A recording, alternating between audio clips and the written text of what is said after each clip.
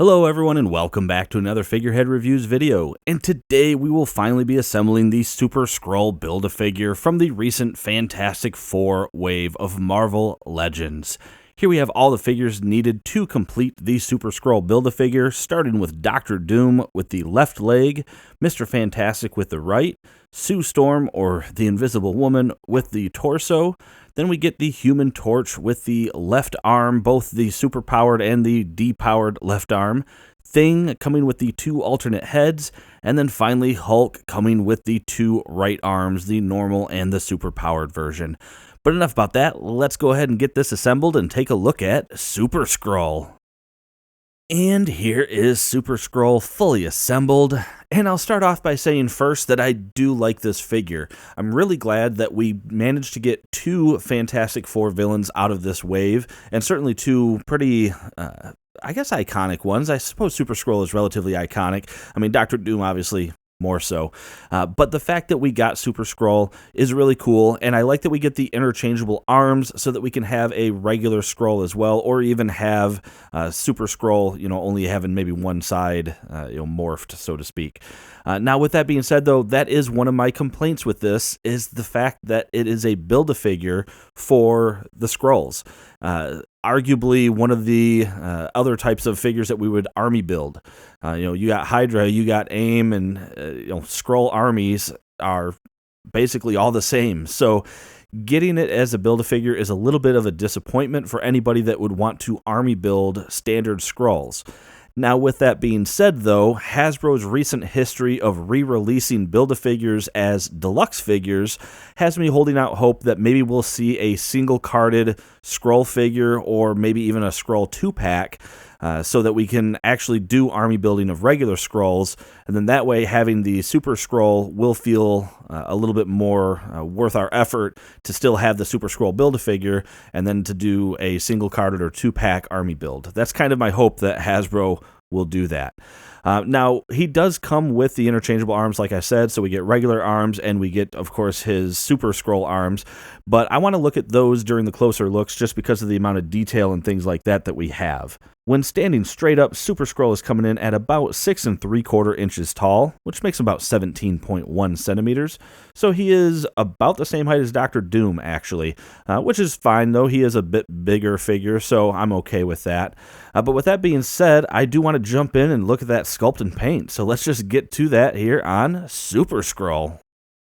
I realize I didn't really mention it here in the last 360 segment that he does come with two different head sculpts. So starting first here with our grumpy head sculpt, you can see it turns out pretty good, actually. I like the paintwork on here, and I love the subtle shading that we get. I mean, we get some good line detail that actually really helps bring out some of those wrinkles, and yeah, I mean, that's really well done, actually. I really, really like that. The eyes look like they came out okay. We got a little bit of a miss. That's not terrible. But yeah, I mean, the furrowed brow, the wrinkles on the nose, and then that dark shading throughout really makes that stand out. Man, that is, seeing it up close now, I didn't really get the benefit of seeing it on my monitor here as I record, and that looks really well done.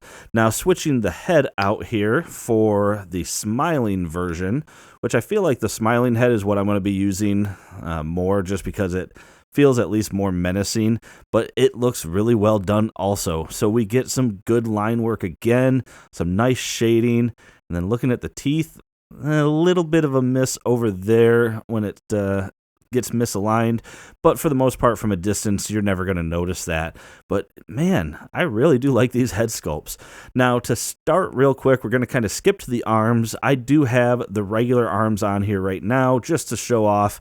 I mean, there's nothing real fancy, pretty standard stuff. In fact, are these the Nuke arms? I almost feel like these might be Nuke arms. I could be mistaken.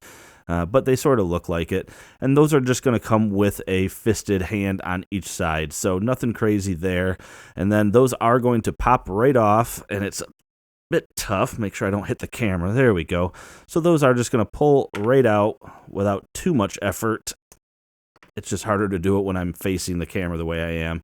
And then, of course, we have our Super Skrull arms here that we're going to put on. And there we go. So before we jump back into the arms, though, much like Colossus, I wanted to point out that this shoulder piece and the chest piece is separate so that we have a little bit of a flexible material there over the shoulder. And the nice thing about that is we don't have any paint overlap, and it actually looks like the glue looks pretty good on this. We don't have any sort of major gappage. And in fact, it just makes it look like it is actually a shirt. I mean, I guess it's not a shirt. It's whatever the heck you would call this little half shirt thing, but it looks really good. So I do like that. Now, looking at the arms, another thing that I want to point out on the Thing arm is we actually get a bigger shoulder than we do with the other side. So it actually kind of shows that transformation. It's getting bigger there and then just straight up turns into the rock. And then we get very well sculpted, just looks like the Thing's hand, and it looks really good. And then that does come with this accessory here, which is to represent, of course, Johnny's power. And the way that goes on, now, I mean, you could, of course, put it on however you want, but from looking at the promotional art and seeing how it's molded, it looks like the way it's meant to go on is sort of this little flame hook there connects to the fist. And then that way you have it right there on the fist through the forearm. And that's pretty well done too. It's a nice translucent material with that fade from the orange to the red. So that came out looking really well done. And then looking at the stretchy arm with the invisible piece, and that's going to be hard to not have it wash out.